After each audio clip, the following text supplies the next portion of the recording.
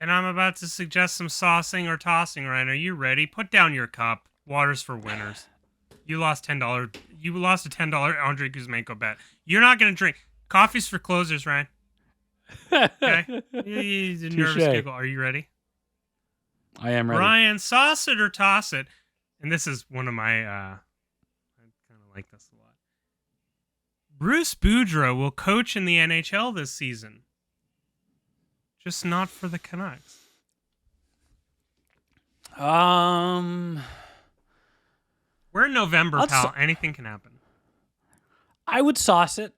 There's a lot of teams struggling. There's a lot of teams that are underperforming, and the East Coast is a confusing mess. And Dude, the Blues. The Blues are a mess. We haven't touched on the Blues, but if people know what's happening with the Blues. Blues have lost, I think, 7 in a row now. I'll sauce it, and I think that he's shown enough that he could. And I don't know if the listeners know this, but I think the rest of the NHL fans, media, and everyone is kind of viewing the Canucks right now the way that we viewed the Oilers for about 15 years. So if they're going to go, man, Gabby could go out there and polish that turd and get them almost to the playoffs. Let's bring him here. So I'll sauce that. I will sauce that. Nice. Ryan, Luke Schenn will make more than $2 million in average annual salary in the offseason. Come on, Ryan. This is an easy one. Goody got 4 times 4 again. You're not telling me one person wouldn't just go? Come on.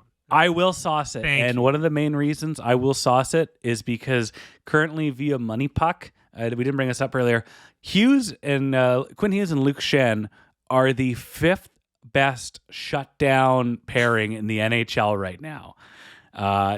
They're ahead of them are your Taves and your Toes and your Makars and your Higgs and your White Clouds and your Shays and Pesci. What about Jack Johnson and Seth Jones being 3rd?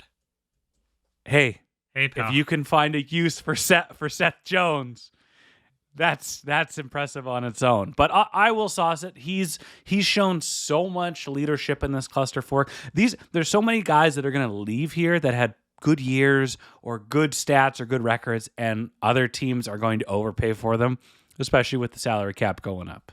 Nice. Ryan, Evgeny Malkin will retire or play in Russia before his contract is finished. Now, I put this on Sauce It or Toss It because I again, like I said, I saw Evgeny Malkin in person, and good Lord, did it seem like Bruce Springsteen just playing the hits. Sauce It or Toss It, right? I think I will toss that. All the effort that went into getting him back and the public plea of him being kind of dejected by ownership or by management with the deals, and the fact that there's everything lines up at the end of Sid the Kid's deal, and there's this big dumb thing to keep them all intact. I'm going to toss it. His contract he'll play the next 3 years with Pittsburgh because there's still an awful lot in this strange Pittsburgh tank. Love it. All right, now to my 2 favorite ones. Ryan, Secret Santa is overrated and brings more drama than it's worth. Can I ask one question? Yeah. One caveat of context.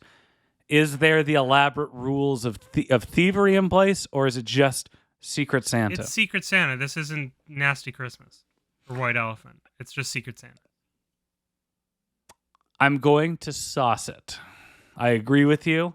And your initial response is, I'm going to save some money. But then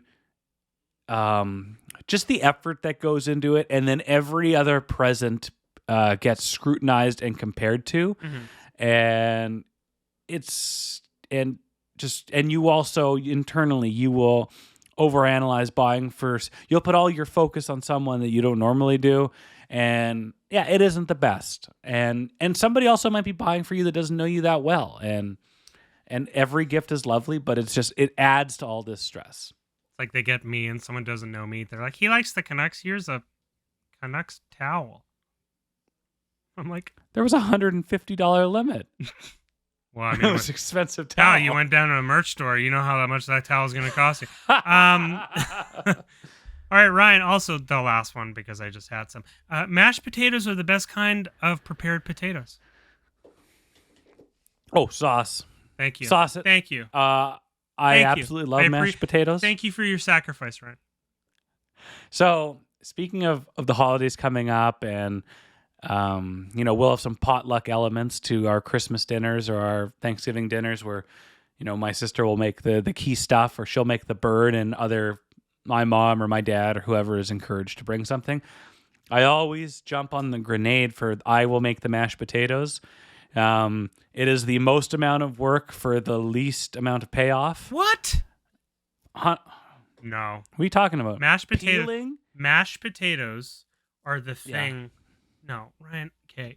Listen. But hang on. Hear me out. This is Civil War. Now we're getting into Civil War. You're Tony Stark. I'm Captain Iran. Nobody wants to do it.